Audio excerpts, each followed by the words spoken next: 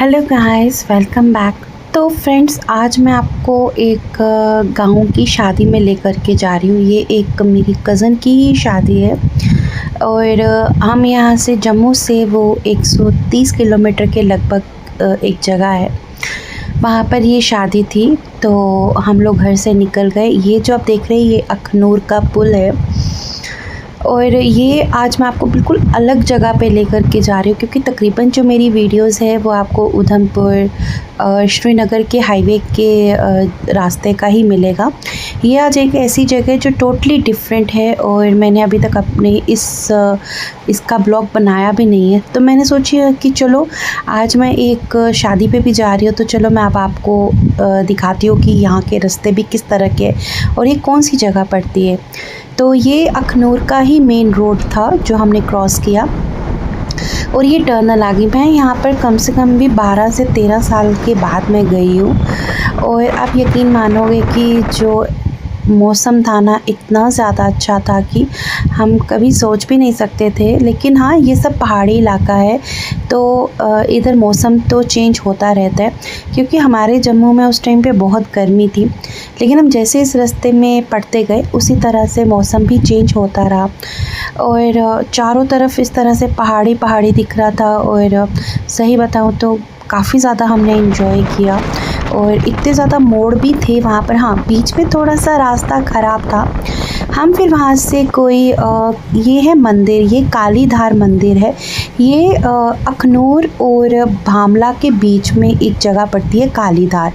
कहते हैं कि यहाँ पर पहले बहुत ज़्यादा एक्सीडेंट्स होते थे, बहुत ज़्यादा दुर्घटनाएं होती थी, जिस वजह से यहाँ पर चंडी माता का मंदिर बनाया गया। यहाँ पर शिव जी, हनुमान जी, हर तरह की आपको यहाँ पर मूर्ति मिलेगी। यहाँ पर जो भी कोई आता है वो यहाँ पर माथा टेक कर के ज़रूर जाता है। और यहाँ पर पंडित जी भी इतने ज़्यादा अच्छे हैं कि वो खुद बाहर खड़े होकर के, चाहे वो ट्रक वाला हो, बस वाला हो, वो खुद ही सबको यहाँ पे प्रसाद देते हैं। तो इस मंदिर की भी बहुत ज़्यादा मान्यता है। आप कभी भी इस रोड पर आए, जो कि अखनूर भामला के रास्ते में ये मंदिर पड़ता है, तो आप ज़रूर आएँ और यहाँ पर माथा टेकें। आगे फिर हम निकल चुके अपने दोबारा सफ़र में। तो जब हम आगे पहुँचे तो जो जम्मू का अगर लोग ब्लॉग देख रहे तो उनको यहाँ पर रियासी पोनी भी नाम पता होगा। तो एक रास्ता जो है वो तो कटरा से निकलता है पोनी की तरफ, रियासी की तरफ। एक रास्ता निकलता है अखनूर के आगे कालीधार, जो मैंने बताया। उसके आगे ये जो रास्ता है ये बामला है। बामले से एक रास्ता पुंछ को जाता है और एक रास्ता पोनी, रियासी, शिवखोड़ी को जाता है। तो जो तकरीबन पुंछ से आते हैं, राजौरी से आते हैं, अगर उन्हें रियासी या शिवखोड़ी वगैरह जाना हो तो यहाँ से ईज़ी पड़ जाता है, तो वो लोग तकरीबन यहीं से जाते हैं।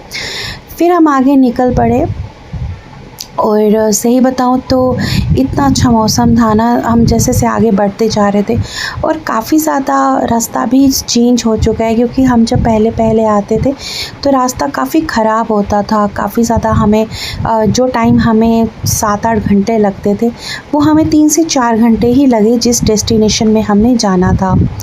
और मैं सही बताऊँ, मैं बहुत एक्साइटेड थी, क्योंकि मैंने यहाँ पर इस इलाके में कभी मैंने गाँव की शादी नहीं देखी। और इतनी ज़्यादा एक्साइटमेंट से क्या हो रहा था कि काफ़ी खुश भी थी। और जैसे से हम रास्ते बढ़ते जा रहे थे वैसे वैसे काफ़ी एक्साइटमेंट बढ़ती जा रही थी। ये रास्ता काफ़ी ज़्यादा, अगर आप कभी जम्मू आएँ तो ये रास्ता पड़ता है पुंछ, राजौरी, मेंढर। तो हम जब यहाँ पहुँचे तो यहाँ पर एक मंदिर है, भोली माता मंदिर। शादी वहीं पर ही थी। आगे चल के मैं आपको इसकी पूरी कहानी भी सुनवाऊंगी और ख़ुद यहाँ पर जो माता जी हैं वो आपको खुद यहाँ पर एक इसकी पूरी कहानी बताएंगे कि मंदिर है क्या। तो हम चढ़ते गए। यहाँ पर थोड़ी सी चढ़ाई थी। ये राजौरी से 10 से 12 किलोमीटर पहले पड़ता है और ये मंदिर जो है ये बिल्कुल रास्ते में पड़ता है। तो हम जहाँ आए तो यहाँ पर ये फेरे स्टार्ट हो चुके थे। फेरे जो थे वो 11-12 के बीच में थे और सही बताऊँ इतना अच्छा हमें लगा ना यहाँ पर आकर के। ये मंदिर की बैक साइड पे है, ये आप देख रहे हो कि दरिया बह रहा है, इसको हम दरिया बोलते हैं। अब हम कहानी सुनते हैं। जहाँ पर पिंडियाँ हैं साक्षात जहाँ से निकली है। फिर वहाँ से हम आगे नीचे चलते हैं जब तो ऊपर चले जाते हैं, फिर आता है राम दरबार। वहाँ माता राम जी की मूर्ति स्थापना, बहुत प्यारी मूर्ति। आगे हम जाते हैं तो ऊपर जाके 9 देवी हैं। 9 देवी के दर्शन आपको यहाँ ऊपर हाल से भी हो सकते हैं, ऊपर से परिक्रमा भी हो सकते हैं, अंदर जाकर हो सकते हैं, तीनों ओर से होते हैं। फिर उसके बाद हम ऊपर जाते हैं, वहाँ 4 धाम है, बद्रीनाथ, केदारनाथ, गंगोत्री, जमुनोत्री। धामों पर लास्ट घूमट के वो अंदर है। फिर वहाँ से फिर हम वापस आते हैं, घूमकर वापस आते, फिर राधा कृष्ण जी का मंदिर आता है, फिर वहाँ राधा जी के कृष्ण जी के दर्शन करो। फिर उससे आगे निकल कर फिर आगे आकर शिव परिवार आता है, वहाँ वो अच्छी बड़ी बड़ी मूर्तियाँ हैं शिव जी महाराज। फिर वहाँ से निकल के आप नीचे आओ, फिर जहाँ पर आके जहाँ हमारी गद्दी है, जहाँ पर हम लोगों का मात्र का आशीर्वाद मिलता है, वो है मामा काली वैष्णो सरस्वती जी की मूर्तियाँ हैं। फिर उसके अंदर महिषासुर मर्दिनी का है। तो उसके बाद यज्ञशाला है, यज्ञशाला जहाँ पर हवन घर चलते रहते हैं।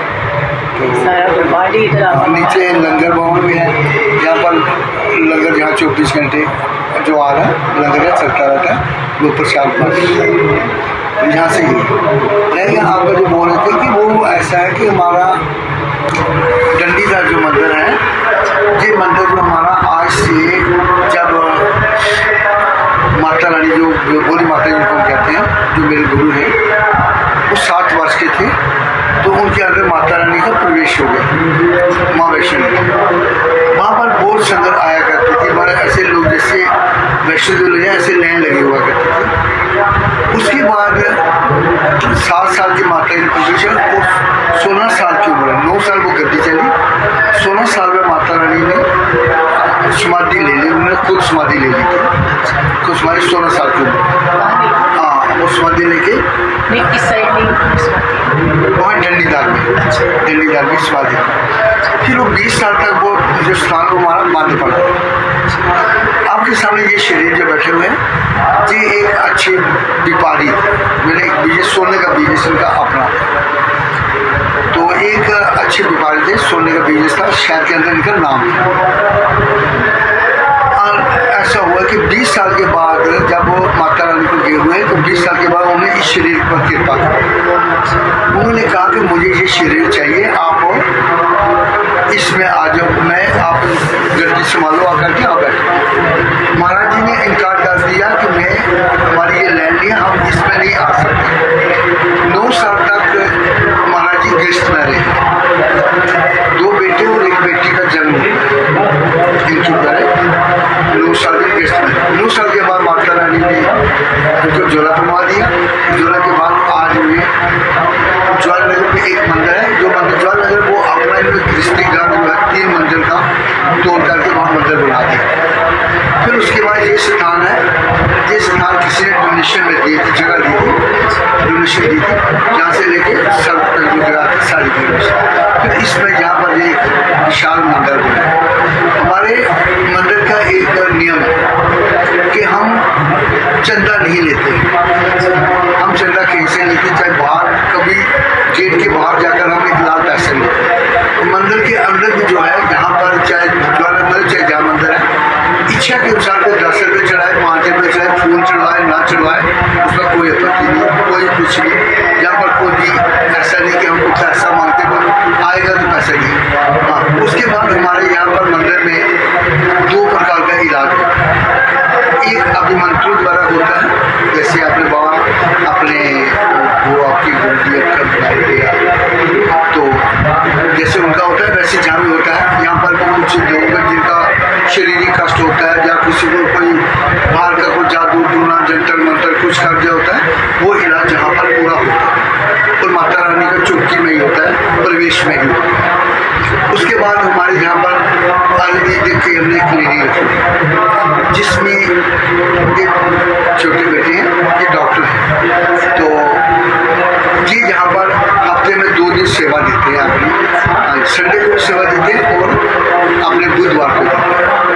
तो इसमें बुधवार को जो पंचकर्मा से इलाज करते हैं, लगभग दूर दूर से लोग आते हैं, पूरे हिंदुस्तान से लोग यहाँ आते हैं, जिनके बड़े बड़े कष्ट भी माता रानी की कृपा से, चाहे पंचकर्मा से हो चाहे माता रानी के आशीर्वाद से हो, वो दूर होते हैं। तो आज हम यहाँ पर शादी कर रहे हैं, तो ये भी ऐसे तो हमने माता रानी अपार कृपा रही है।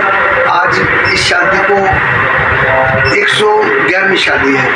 108 कन्या की शादी पहले की थी, 3 कन्या के बाद में वो पंजाब केसरी वाले जो थे अखबार वाले, उनकी सपोर्ट से भी हमने 2 शादियाँ की, तो 110 हो गई थी। तो 11वीं आज यहाँ पर हो रही है, 111वीं शादी आज माता रानी की। तो बाकी तो इंसान कुछ नहीं कर सकता, ना इंसान भगवान बन सकता है, ना कुछ ऐसे भगवान के साथ उसका मिलन होता है तो वो उसके साथ लोगों को माता कहते हैं, जब भगवान कहते हैं कुछ जो चाहते हैं वही होता है। वो जो चाहते हैं वही होता है। तो सिर्फ माता रानी की एक ये है कि किसी तरीके से अपने भक्तों का उद्धार करना, वो उसने एक अपना एक बना के रखा हुआ है, उसको हम लेके चलते हैं। आई होप आपने सारी कहानी सुन ली है। की शादियाँ मैंने इतनी अटेंड नहीं की, पर ये बिल्कुल अलग जगह थी और बहुत ही अच्छे से हमने अटेंड की। और यहाँ पर फेरे चल रहे थे, लेकिन हम लोग निकल गए। हम लोग यहाँ से 3-3:15 बजे निकले क्योंकि मौसम भी ख़राब हो रहा था, तो हम निकल चुके थे यहाँ से। गाइस अब हम यहाँ से निकल रहे हैं। बारिश भी बहुत तेज़ हो रही है यहाँ पर, मैं आपको दिखाती हूँ यहाँ पर बारिश।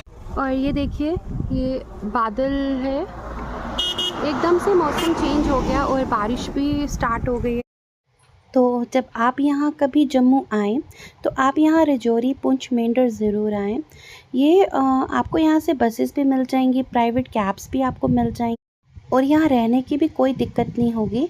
यहाँ पर आपको होटल्स भी मिल जाएंगे, कम रेट्स के, नॉर्मल रेट्स के, सब तरह के आपको यहाँ पे होटल्स भी अवेलेबल हैं, तो आप यहाँ ज़रूर आ सकते हैं। तो आई hope you enjoy this video. ये एक मीन्स हमारे यहाँ तो नॉर्मल नाइट में ही फेरेज होते हैं, लेकिन यहाँ पर दिन में फेरे थे। तो ये एक किस्म का गांव ही है। अब तो काफ़ी ज़्यादा चेंजेस आ गई है, हमारे घर से भी थोड़ा दूर है, जैसे मैंने आपको पहले भी बताया। तो हमें काफ़ी इन्जॉय किया। यहाँ पर जो खाना था वो प्याज और लहसुन के बगैर था, बहुत सादा सा खाना था और इतना टेस्टी खाना था। तो अब हम निकल रहे हैं घर की तरफ। बारिश बहुत तेज़ हो गई है। I hope you enjoyed this video. Please subscribe, share and like my channel. Bye.